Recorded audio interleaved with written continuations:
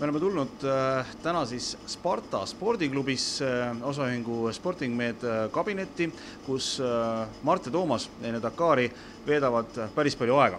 Miks nad seda teevad, saame me koha teada, aga olgu nii palju öeldud, et üks kindlasti mõju põhjus, miks siia tulla, on ka see, et just üsna värskelt öeldi välja, et 2014. aasta Dakar saab olema läbi aegade raskeim, kõrgeim ja ka pikim Dakar, mis kunagi eales Lõuna-Ameerika mandril sõidetud, kui seal alustati sõitmist aastal 2009.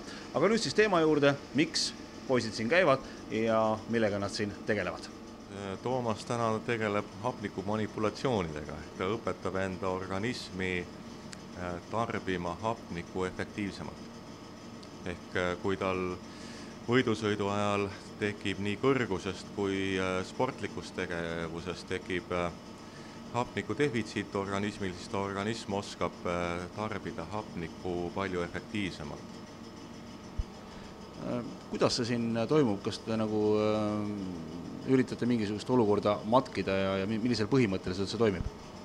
Jaa, väga õige. Me simuleerime siin mäestiku olukorda. Ehk me praegust viime Toomase sellisesse seisundisse, kus ta asuks nagu umbes 3000 meetri kõrgusel.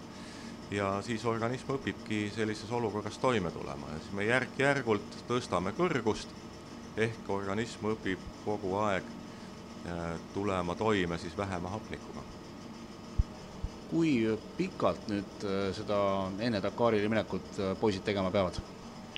Umbes 6 aega. Ja see üks seanss kestab?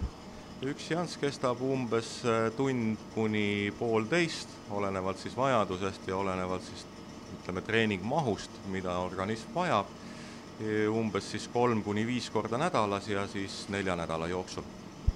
No kui sa ütlesid praegu, et Toomas on siin kuskil selline 2-3 meetri kõrgusel, siis selle protsessi lõpuks piltlikult öeldes, kui kõrge mäetipu ta siin diivanis lesides ära on valutanud?